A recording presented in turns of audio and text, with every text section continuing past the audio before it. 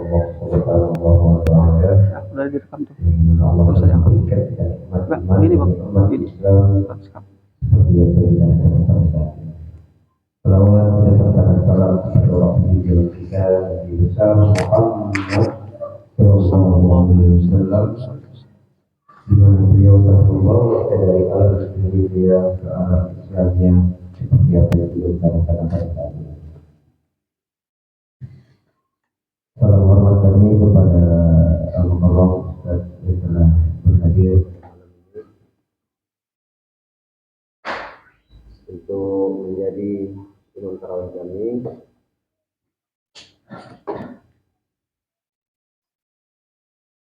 Dan ibarat kata,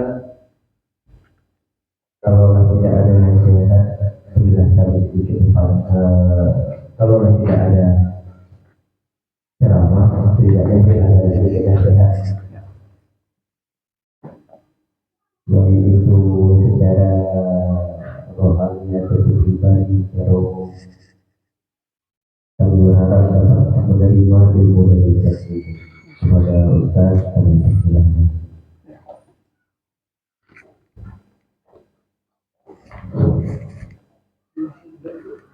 A'udzu billahi minasyaitonir rajim. Bismillahirrahmanirrahim. Assalamualaikum warahmatullahi wabarakatuh. Dari jawab salamnya nampaknya belum kenyang makan nih, Pak. Atau kekenyangan makan ini, Pak. Oh ya. Oh, ini untuk ibu-ibu, nggak ada lagi suaranya.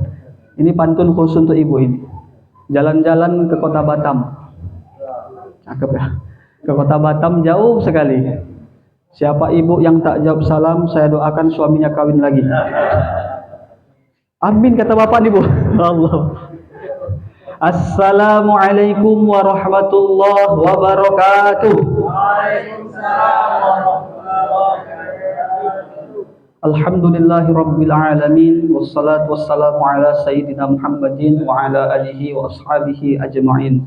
Allahumma salli wa sallim ala sayyidil mursalin, sayyidil anbiya wa khatamun nabiyyin.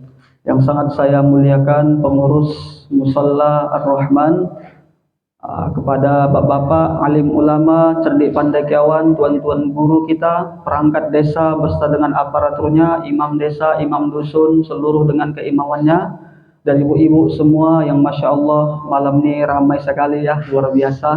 Bapak-bapak ya, sehat Bapak? Alhamdulillah. Ibu sehat? Alhamdulillah. Kantongnya sehat? Wah, kalau kantong sama lagi dah. Pertama sekali kita bersyukur kepada Allah Subhanahu wa taala dengan ucapan alhamdulillahirabbil alamin. Apakah cukup dengan bersyukur? Tidak. Perlu juga menggunakan segala nikmat dan pemberian Allah ke jalan yang dicintai, ke jalan yang diridhai oleh Allah. Itulah yang termaktub dalam Kitabul Akhlaq yang dipelajari di berbagai pondok pesantren Kitab Kuning.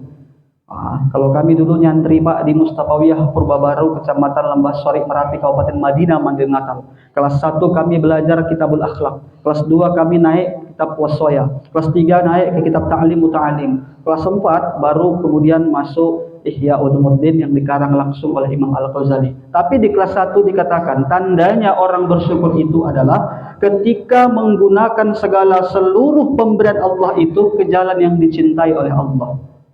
Itu di fasal awal kitab Allah Ta'ala. Apa itu? Contoh mata.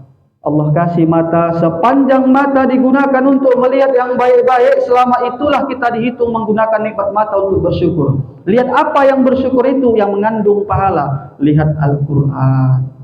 Ya, di sini ada tadarus Pak ya. Alhamdulillah. Di rumah pun kita tadarus lihat Al-Quran. Lihat apa lagi? Lihat wajah kedua orang tua. Lihat apa lagi? Lihat suami sendiri. Bu ya, Bapak, lihat istri sendiri, bukan istri orang. Lihat apa lagi yang mengandung pahala? Melihat wajah Ustaz. Makanya berpahala lihat saya nih. Allahu Akbar. Allah Subhanahu wa taala berfirman dalam surah Al-Baqarah. Sebelum kita bahas Al-Baqarah, sebelumnya ada surah Al-Ibrahim. Ya, ini yang mau saya bahas. Dalam surah Al-Ibrahim ayat 7, Allah Subhanahu wa taala berfirman, la in syakartum la azidannakum wa la in kafartum inna adzabi lasyadid.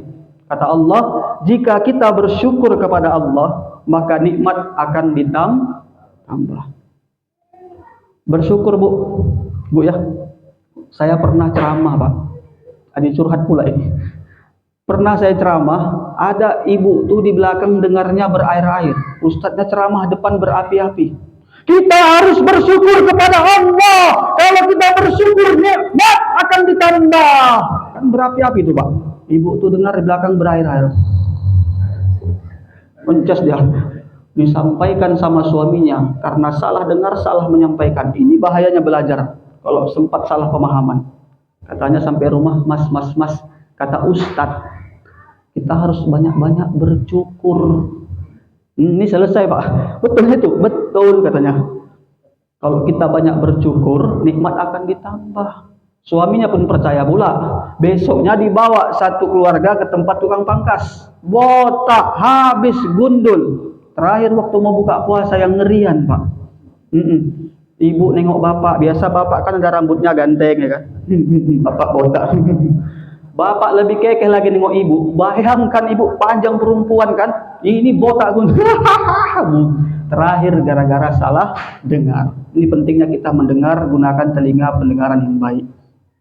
Yang kedua, berselawat kepada Rasulullah sallallahu alaihi wasallam dengan ucapan Allahumma sholli ala sayyidina Muhammad wa ala ali sayyidina Muhammad. Bentar lagi kita mau sholat tarawih. Saya pun nggak bisa lama-lama, nanti kelamaan kita Pak. Jadi saya langsung saja. Di sini nggak kena banjir Pak ya? Nggak. Alhamdulillah Pak. Diselamatkan Allah Pak ya. Kalau seandainya sini kena, cuma lagi nasib di sana.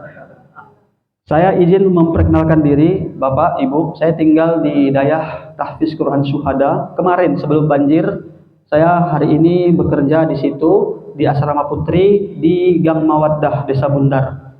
Jadi waktu banjir tuh, alhamdulillah saya masih sempat menyelamatkan istri dan anak. Anak waktu itu umur 4 bulan. Itu air udah di mana-mana. Tapi alhamdulillah masih sempat selamat. Kami ngungsi jalur gantung. Kalau pekakas yang lainnya udah tinggal semua di sana Pak Bu.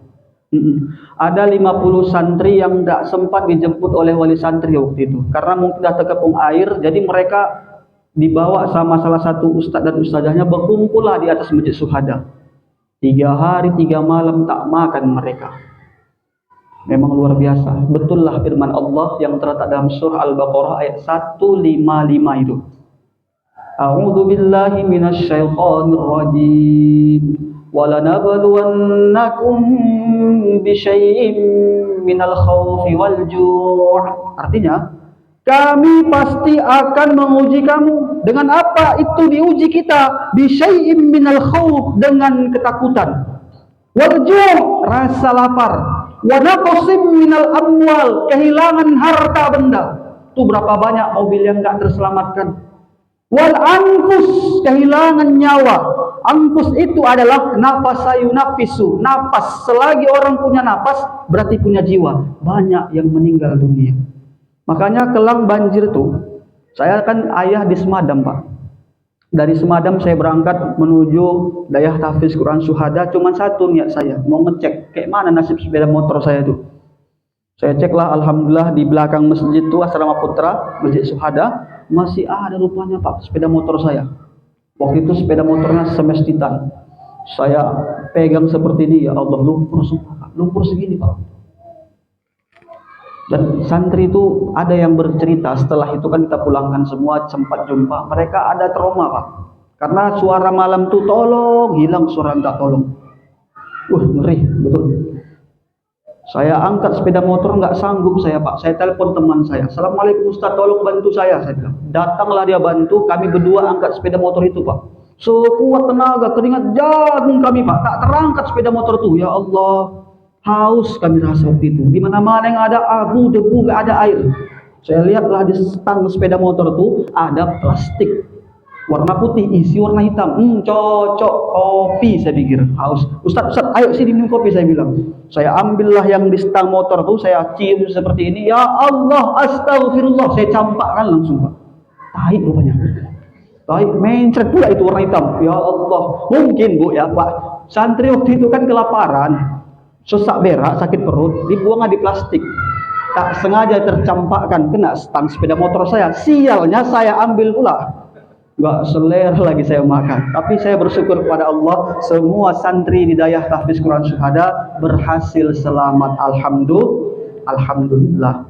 Dan kita semua di sini alhamdulillah berhasil juga selamat. Mungkin keluarga kita di sana, saudara kita di sana betul-betul kena uji mereka, hilang harta bendanya, hilang semua yang Allah kasih. Maka prinsip orang yang beriman itu adalah sebagaimana yang termaktub dalam surah Al-Baqarah ayat 156. Tadi 155, ini 156. Qalu inna lillahi wa inna ilaihi raji'un. Semua adalah milik Allah. Prinsipnya orang beriman bagaimana seperti seorang tukang parkir. Ini filosofinya. Banyak sepeda motor, mobil yang dijaganya, tapi tak ada satupun yang dia letakkan dalam hatinya. Mereka akan berpikir dulu, saya lahir gak ada apa-apa kok. Nanti pulang pun juga gak akan bawa apa-apa.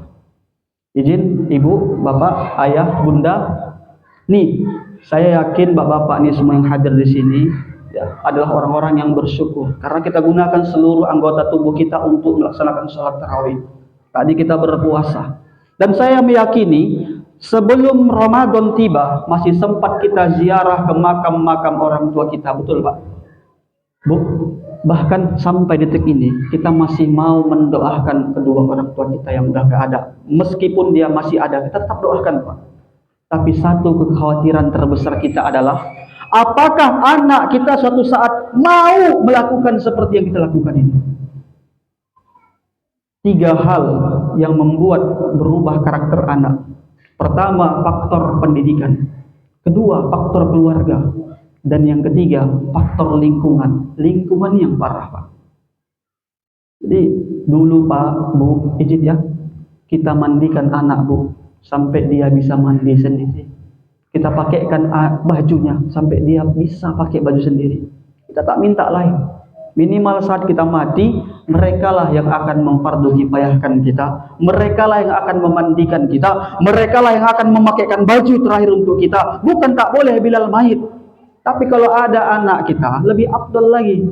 Jadi gimana caranya Ustaz? Berikan dia pendidikan agama.